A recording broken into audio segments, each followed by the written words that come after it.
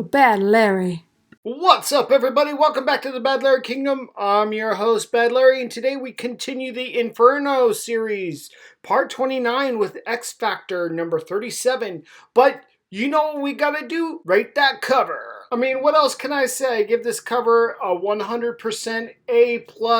It draws me in. Center character, Madelyne Pryor, looking fantastic. I mean, I know, everybody knows she looking fantastic in this. It's telling what's going on in the story. It's absolutely beautiful. Let me know what you think down in the comments below. The dynamic duo of husband and wife Louise and Walter Simonson back at it again. Oh, how I've missed the X Factor series.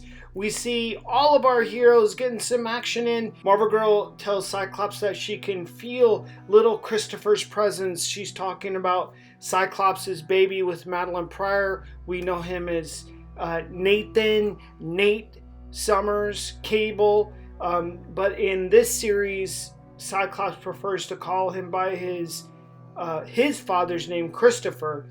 And Marvel Girl can only feel his presence. She can't get much deeper. She doesn't have her full telepathic powers. Literally, because of Madelyne Pryor, Marvel Girl doesn't have her full access to the telepathic powers that she was born with. So she only has a sliver of those telepathic powers. It's more of a feeling, but because of that, her telekinesis has been enhanced. The relationship between Marvel Girl, Jean Grey, and Madelyne Pryor are much more deep than Madelyne Pryor just being a clone of Jean Grey. What we see is an identity crisis, both from Jean Grey and Marvel Girl, or Jean Grey and Madelyne Pryor, and how they're going to deal with the actions and what happened to them in the past, something that they had no control over, and how they're dealing with them in the present. What a great splash page. I mean, this is worth the price of admission right here. I tell you what, I love seeing this team together. This is my favorite all-time team, the original team, whether it is in this form or the X-Men form. I love this team together. It's my favorite. And I love this depiction of the buildings encircling, encapsulating, almost alive. This is the demonic possessions of the city that not only our X Factor team has to battle, but also the demons. It's very enveloping.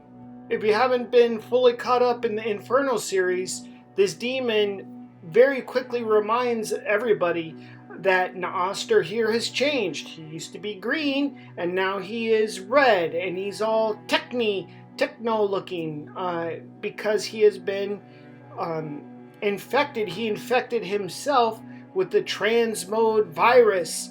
What has happened is he was using a machine and some spells to open up the portal to Limbo, and now that he's infected himself with the transmode virus, he is basically turned himself into the computer, which makes him the essence of magic. So even if he's destroyed because of the transmode virus, he can put himself back together. So he's really made himself an upgrade, and we see that his demons have brought him the little baby Christopher Nathan Summers. So right now, Noster has the baby, and he's planning to hand that baby over to Madelyne Pryor, as he promised.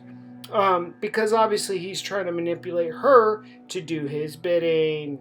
It seems like every time our X Factor team fights through 100 demons, 101 show up the next time. So they're fighting demons left, right, and center. They just can't seem to get to the baby Nathan Christopher Summers, which Noster has. And remember, he's a teleporter, so he teleports away, or he can also teleport people in. I wonder who he brings in.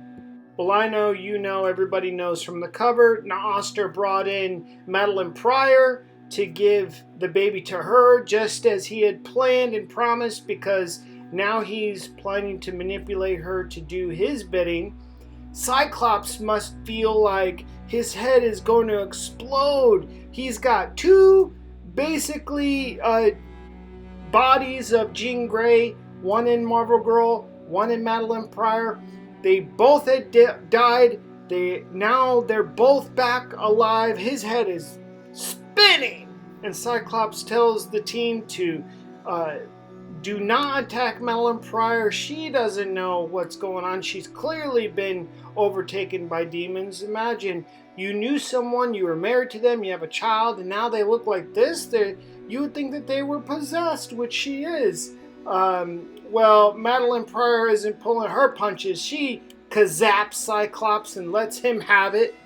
I think it's funny, this last line, Madelyne Pryor says that Cyclops is a fool. He doesn't know what he tossed away. But again, to his defense, he said that he saw her die on TV. Everybody did. Saw her die. He thought that she was dead. I mean, hello. And then he doesn't know what he tossed away. Yeah, he does. I mean, she's a clone of Jean Grey. He knows exactly what he tossed away. He's had the original, and you can't beat the original, baby. Here's what I was talking about in the beginning of the issue. Madelyne Pryor over here is zapping Cyclops left, right, and center. She's not killing him. She's just trying to hurt him the way that she feels hurt inside. And she is saying, you made me the way that she is. She's blaming Cyclops for making her the way that she is, and others. And this is the point I was making earlier. Nobody can choose for you in the present how you are going to behave or act. Obviously, if someone did something to you in the past and it was traumatic, well, that sucks. Almost everybody in the world has had something bad or traumatic happen to them in the past to a varying degree. It's how you are in the present. Are you able to let that go and authentically let it go and move on and choose to be happy as an adult now? Madelyne Pryor is holding on to something that happened ages ago and putting all the blame on Cyclops, when honestly she could just let it go and move on. But this story is about how hard it is for human beings, in this case mutants. They still have the human emotion. It's so hard to let go of the past and the traumas of the past.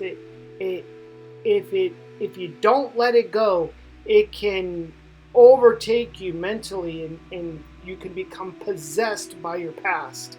So this story is like a cautionary tale to let everyone know it's just better to let it go, just like Frozen. And to continue on that theme, because Madelyne Pryor is living in the trauma of her past, it seems like anything anybody does is an exaggerated attack on her.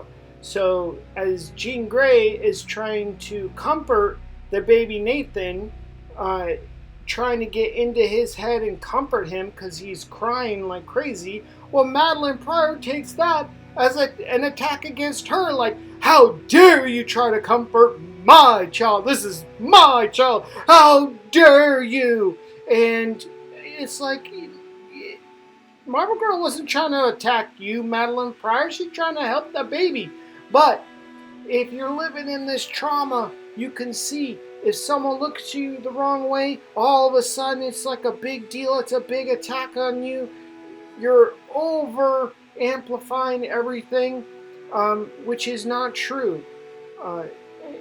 This issue is like therapy, I think, for Louise Simonson, or like a cautionary tale to all the people to let things go and don't always assume everybody's trying to attack you.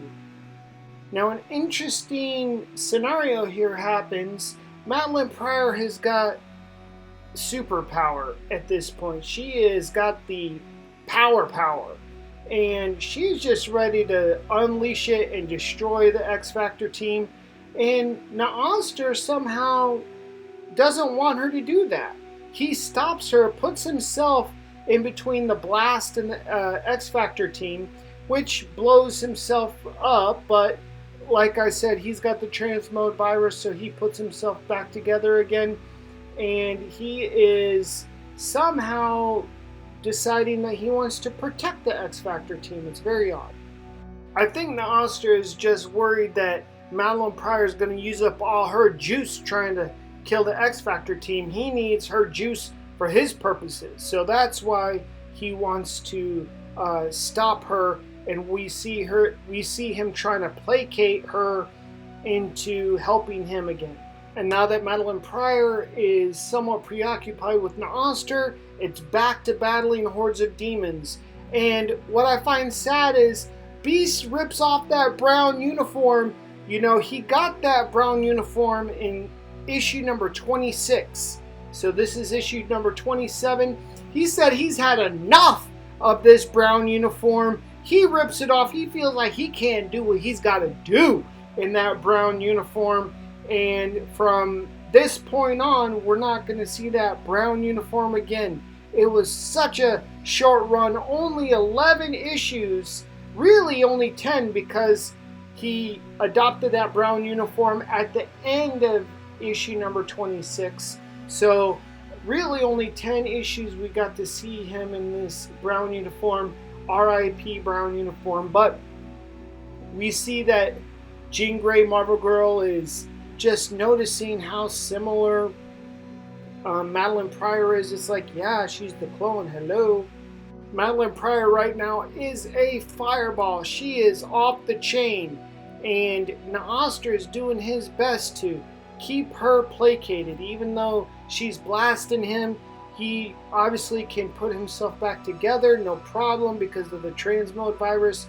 But he needs her to raise the Empire State Building higher and eventually sacrifice her own son, her own baby. So Naoster is still trying to get into her head. I love this scene. Madelyne Pryor is so flippant. She spent all this whole time trying to find her baby and get him back, and she just tosses his ass over her shoulder like, here, catch. She tosses it to the two demons, which we know are Jean Grey's mother and father that Madelyne Pryor transformed into demons. The demons miss the baby, and looks like Jean Grey's gonna catch baby Nathan. But Madelyne Pryor pulled the old switcheroo, oh no, too slow, and has her minion demons attack Jean Grey, which is her mom and dad. She can, Jean Grey, Marvel Girl, can feel that it's her mom or dad. Now this is just rude for Madelyne Pryor to do this, emotionally try to hurt Jean Grey. And here again, we see Madelyne Pryor being very upset about her beginnings. She's mad that Jean Grey was created from flesh and blood, that she had a mother and father, where Madelyne Pryor was created in a test tube. So her parents, she said, were steel and glass, which makes her harder and tougher.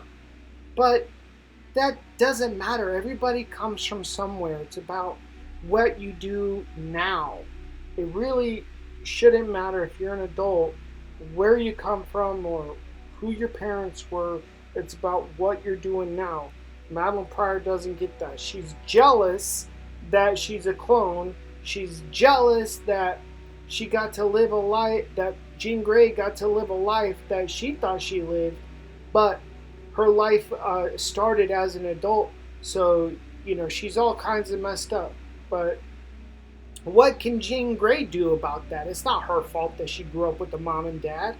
Madelyne Pryor is just on her full revenge pity party arc. She hates Jean Grey for everything that Jean Grey is and for having Cyclops' love. So not only is Madelyne Pryor a pure hater, she plans to systematically destroy both Marvel Girl and Cyclops little by little, like very maniacal, evil, devious. Man, I'm telling you, she just need to let it go, okay? This is where Madelyne Pryor has gone full villain. She's willing to kill or sacrifice or hurt her own son just to get at Cyclops and hurt him. She knows that the thing that Cyclops loves most in the world is his son right now, baby Nathan Christopher.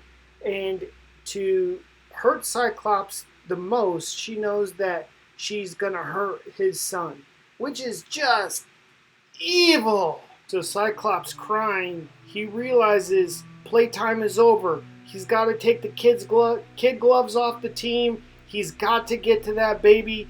And if that means he's got to take Madelyne Pryor out, he's got to take Madelyne Pryor out. You know, he doesn't want to, but he's got to do what he's got to do now that he knows what her plan is. He's got to save his son. Madelyne Pryor uses an unbelievable amount of power to try and just slam our X Factor team into the ground. Marvel Girl has to use her power to cushion the fall, but in that explosion, in that release of power, somehow Madelyne Pryor transforms back into a civilian person, seemingly unaware of what's going on or what just happened. Madelyne Pryor holding the baby, he's like, "Well, what are you doing?" It's very confusing. It's like she used up all her power and eliminated that Goblin Queen persona and just went back to a civilian version before she had transformed. It's very, very confusing. And then out of nowhere, Wolverine shows up. I guess he's been sniffing Jean Grey's tail all the way to this battle. Well, he was in New York, obviously, and there's going to be a confrontation now between Jean Grey and Wolverine, obviously, because, you know, he's got the hots for the redhead. So this episode is outrageous the way it's ending.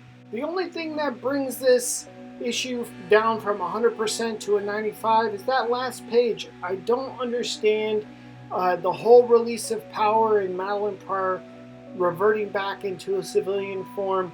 We're going to figure out what happened in issue number 242 of the X-Men.